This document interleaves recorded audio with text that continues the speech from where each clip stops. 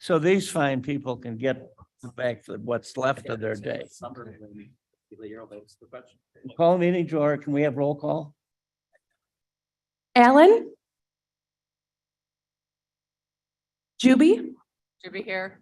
Leonard? Sanchez? Sanchez present. Williams?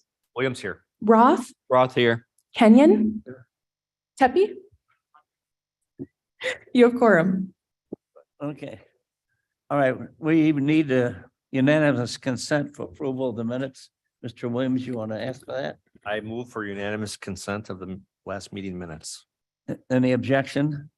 So the minutes are approved. Think there's no, is there public comment? We have none. We'll go to our partners, Northern Illinois Food Bank. Are they online? I'm here. Can you hear me? Yeah. All right. What would you like to report? Sure. Just a quick report. So in March, we distributed just a little over 1 million meals within Kane County. This is through our agency orders, our child nutrition programs, and then our mobile markets that we hold. So fiscal year to date, we're at around over 8 million meals served in Kane County. That's a little bit over last fiscal year. As I've been mentioning the past few meetings, SNAP emergency allotments recently ended. So February was the last month for those. And just March being the first month without those, we've already seen an increase in the amount of people that we're serving just in our 13 county service area. So those extra benefits coming to an end has had a significant impact on folks. There's currently a farm to food bank bill right now in the Senate.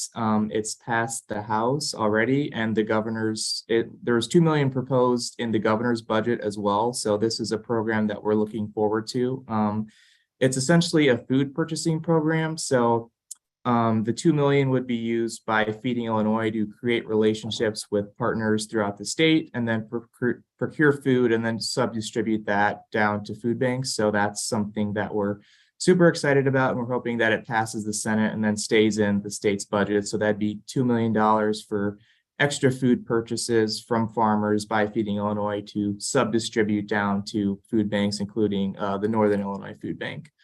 And then lastly, a delegation, including myself and our CEO, Julie Yurko, and a few other team members will be traveling to Washington, D.C. In 3 weeks for the Anti-Hunger Policy Conference. The last day is usually a designated lobby day, so we'll be meeting with our representatives and 2 senators to sort of discuss the Farm Bill and making changes to SNAP and the Emergency Food Assistance Program, which is our government purchased food, and then speaking about a little bit about military hunger as well. So that is my update, and I'd be happy to take any questions.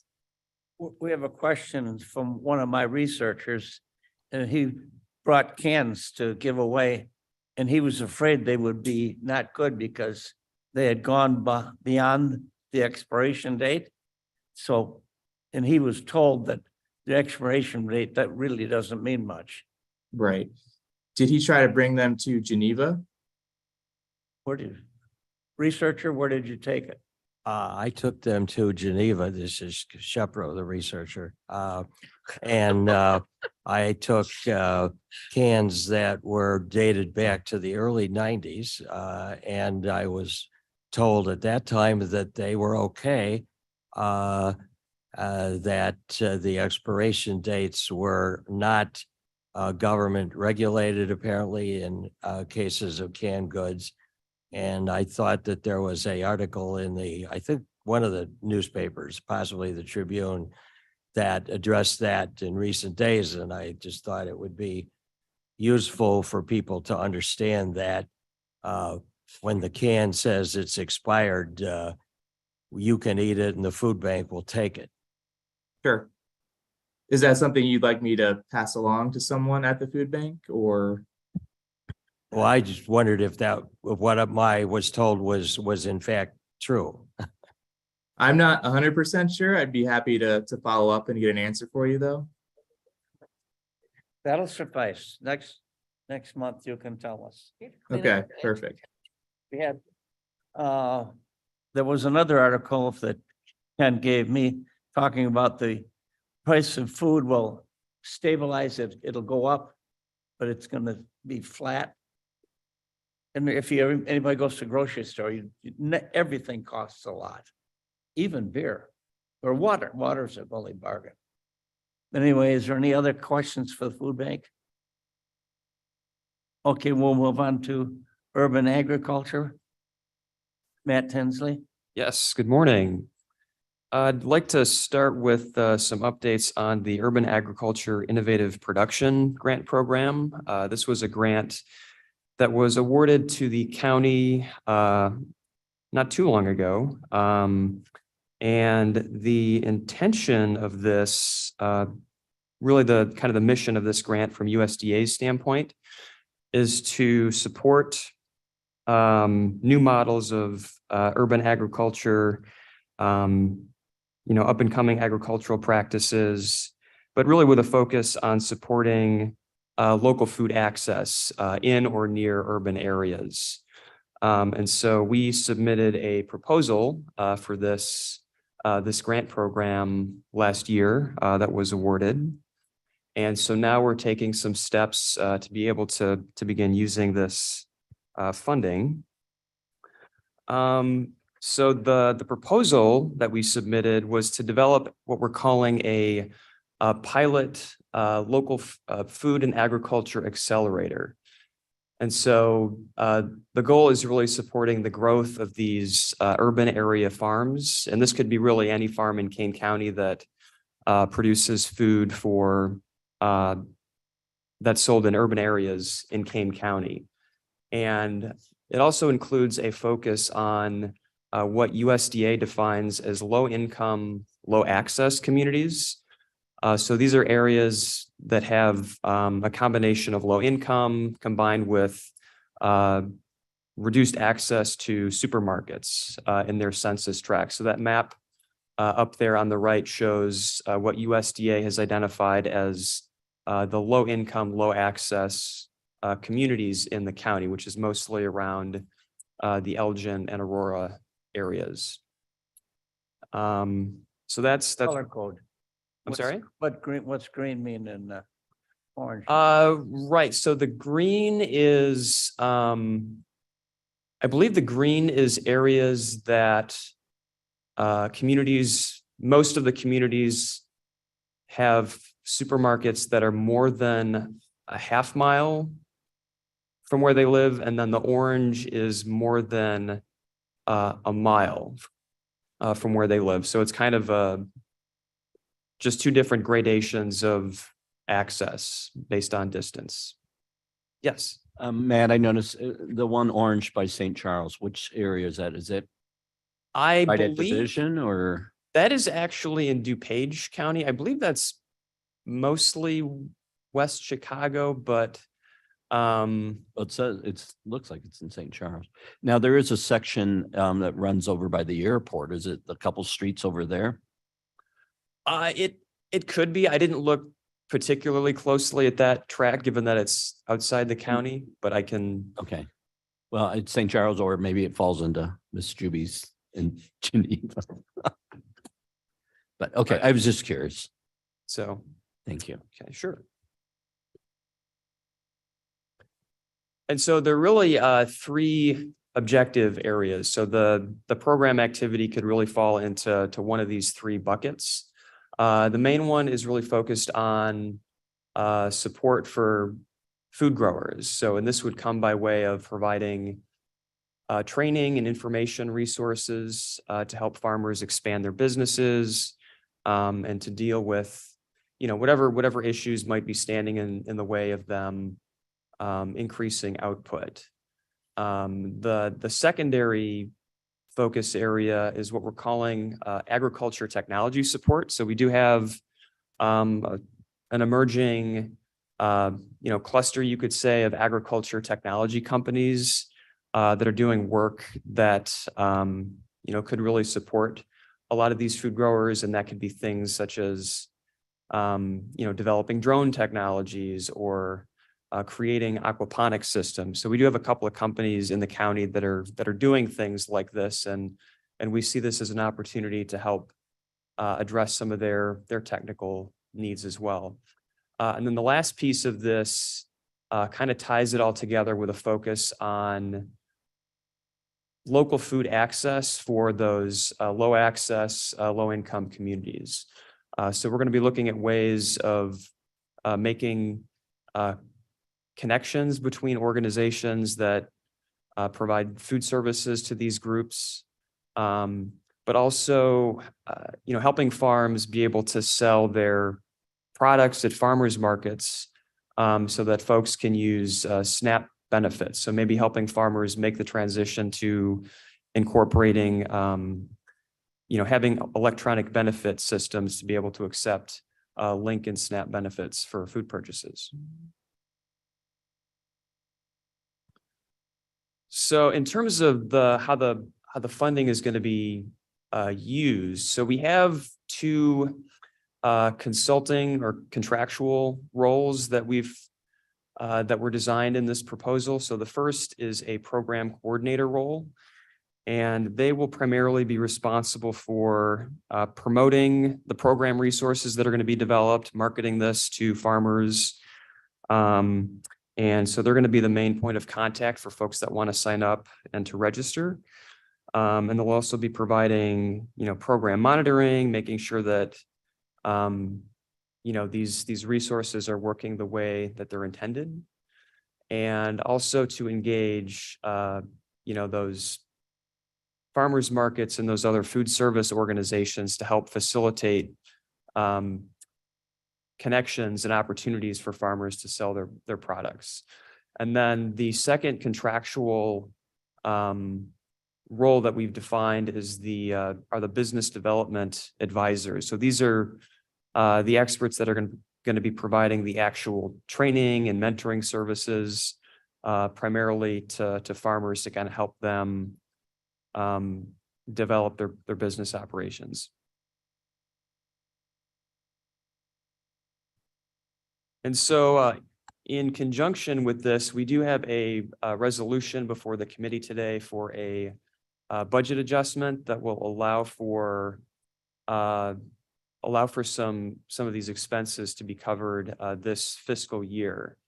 And so that would be, you can see that's divided between the program coordinator and the business development advisors, which we're hoping to have under contract during the second half of this year. So that's the resolution one of the resolutions that is included in the packet today. And then just to kind of wrap up on this, so this is our tentative schedule of activities to get this to its launching point. So we do want to continue to gather some additional information from farmers, from the Farm Bureau about what types of training resources would be of best benefit to farmers. And so we can kind of use this when we write the request for proposals for consultants. And then we'll go through our normal process of drafting an RFP and putting that out to solicit proposals from qualified individuals or organizations. And then looking into the fall, we'll be looking to initiate some of these program activities once we have those contractors under contract. And that is all I have on the Urban Agriculture Innovative Production Grant. If anybody has any questions. Seeing no questions, you want to move on? Sure. Hearing no questions, you can't see a question. And then briefly, just a few updates. The Donnelly Foundation grant is one of the other grants that we currently have. And just to briefly summarize this grant. So the focus is using this funding to provide incentives to farm operators to adopt sustainable conservation practices. So this is another pilot program to kind of create incentives for farmers to adopt certain sustainable measures. And so, this could be used to pay for things such as soil testing, Also, we see this funding being used to pay for trainings so that farmers could learn about different conservation methods that they could incorporate onto their farms. And so it's really meant to kind of just help farmers understand how different benefits could be incorporated into their operations. And also, and part of this is going to focus on measuring the actual benefits, ecological benefits that using some of these practices could yield for their farms and just for the environment in general. And so we do have a budget adjustment resolution for this grant as well. So this will, this basically maps out a budget in the Growing for Kane Fund for the remainder of this fiscal year. And so we've got that broken out between contractual consulting, grant services, and conferences and meetings. And so that, so that is included, and I'd be happy to take any questions. Seeing no hands in the air, we'll move along. I want to report on the pork chop thing, barbecue. They served 822 meals, and I think it's up to or a little better than last year. They took in $25,000. And to me, the exciting thing is seeing all those young kids doing all the work, and putting it on the table. They had a live and a silent auction. And the Farm Bureau had its 17th touch a tractor. And they've decided it's snow is better than cold rain. It usually snows, but the Sunday was a terrible day. It was too cold to have anybody interested. I completely forgot about it. I bought 2 tickets and I realized Sunday morning I'd forgotten to go, so. We appreciate your donation. That's a Mr. real Chair. donation. I attended, and it was, and I had the dinner there in person versus carry out, and it was a very large crowd. And I met a lot of people, and there were a lot of the 4-H'ers helping, including some of the 4-H'ers that were here for a mentoring day. So my person came up and said hello. It's Yeah. always a good time. And then on the silent auction, I went around right before 7, and there were some that were underbidded. So I bid on them to try to raise the number. And fortunately or unfortunately, I won 4 of them. But, to help the cause, because I thought they were way too low. You'll have another opportunity tonight Okay. with the Conservation Foundation Okay. to run bids up. There's some good stuff there. Let's see. We want to hear anything from Mark Van Kerkhoff about zoning. Yes, good morning. You have a memo in the packet because the text amendments to the zoning ordinance do impact our agricultural community. The state of Illinois passed a new legislation which amended the county code, which is what enables counties to do what we do, particularly in the area of zoning. And the state has changed what they allow counties to do in zoning in regard to large wind farms, as they're generically known, or very large solar facilities. So as part of that, they kind of took back their regulatory control from counties. They did allow counties to still maintain some control in some areas, but it can't be more restrictive than what the state has adopted. And if the counties want any control, we have to amend our zoning ordinance by May 26th of this year. So all counties across the state are scrambling to amend their zoning ordinances. I attended a workshop held by the Illinois Association of County Officials and the Illinois Farm Bureau, who worked cooperatively on putting together a model ordinances for counties to use. That's the basis for our draft text amendment to add two new sections to our zoning ordinance, which would reflect what the state statutes allow and what the county association and the Illinois Farm Bureau are recommending that counties consider adopting. So this is still a work in progress. It is going to be heard by our zoning board next Tuesday. We're going to be scheduling a special development committee meeting prior to May's executive committee meeting so that it can be on the county board agenda at the May meeting. And so that can be adapted into the zoning ordinance. Noise ordinance or the shooting ordinance? or This the- is just the zoning for the wind and solar From them, so. is on the fast track to meet the state Someone I was deadlines. really, The proper notice given for action by the zone. Yes. they were Yes. really slow at getting on board. Other states had big, we could only have 15-acre plots in the first couple of years. And I look back, we signed an agreement in 1919. And it took, well, it went online last year, so it does take time.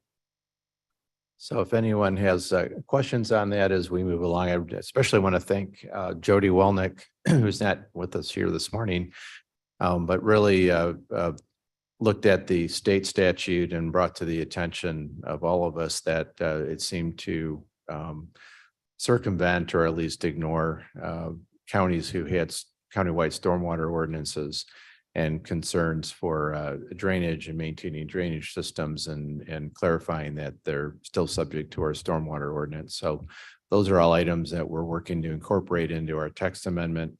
Also want to thank the state's attorney's office, Vince Coyle and Robert Sander in particular for their dedicated work on getting this completed. So that's just mainly for information so that the committee is aware of the text amendments. We anxiously await your work. Any questions? Just have a comment. There's one No, question. it's not a question. I already sent my questions. This is just a comment that I think something like this illustrates how important it is for us to have a lobbyist who can work with other organizations in the state to make current laws have some changes and some carve outs for counties that are actually promoting green practices, because there's a lot of things in this public act that supersede what we've felt were valuable. And I think the only way that's going to be changed is through legislation. And I think this is one of the main reasons why we need to get a lobbyist on board to work with the Farm Bureau and work with other counties. And I get why they have to do it. There's a lot of counties that don't care and don't have a climate action plan, but then there's counties that do. And I think that this is, we like local control for a reason. So thank you. But it's all new ground, though. 5 years ago, we never talked about solar Right. and wind farms. But I mean, we have to learn these things. Does it look like it wants to storm? We're worrying to get on with you. I'm like parked over by the forest preserve. All So right. hurry up. Um, Seriously, like right. No, Jody's not here to do her job, so we want to note that. Then we move down to the new business and resolutions. Would anybody like to make the first resolution of the budget adjustment for growing in Kane? Williams moves. Roth will second. Is there a second? All right, discussion? Seeing none, we're ready to vote. Allen, Allen, I. Juby, UBI. Sanchez, Williams, Williams, yes. Roth, Roth, yes. Kenyon, Yes. approved. It is approved and will be passed along. The next resolution, the budget adjustment for growing in Kane for the funding, the Donnelly Foundation grant and Climate Smart Partnership Program. Roth will make the motion. Roth Allen, moves. second. Ellen seconds. Is there a discussion on this? Hearing unseen, we will have roll call. Allen, Allen, I. Juby, UBI. Sanchez, Sanchez, yes. Williams, Williams, yes. Roth, Roth, yes. Kenyon, Yes, approved. it's approved and will be passed along. Are there any other comments? I read where the price of eggs is going to go down and they're working on a vaccine to stop the bird flu. Oh, that'd be awesome. Is it Fort Dodge that is doing that? What? Is it Fort Dodge that's doing the vaccine? Yeah, he's gonna have carpal tunnel for sure. I'm sure they'll have to give it to him by water or something. Just imagine vaccinating Imagine. 1,000 birds. Vaccinating chicken. That would not be good. It's like you Is there can't even go any there. other material to come before the board? I think there's a motion to adjourn. Well, did we Williams put moves. reports on file? Reports on file. Okay. So unanimous consent, Oh, yes? no executive? I just wanted to make a comment in Steve Arnold's absence as our partner this past week. And besides the pork chop dinner was Touch a Tractor day, which was probably one of the best weather days that you've had, Except for Sunday. except for Sunday. 2 out of But 3 is pretty good though. yeah. And my wife and I were out of state, but 4 of our grandchildren attended and loved the tractors and really enjoyed the event. So We have a little shopping area where we throw them to the wolves and they can ask their grandparents for toys. Throw You them can to come back and visit that. The Farm Bureau, you also can buy pork chops, bone in or not, seasoned, they're very good. The Friday they will have the next supply in. Okay, now we'll move to adjourn. Williams moves. Roth seconds. All in favor, say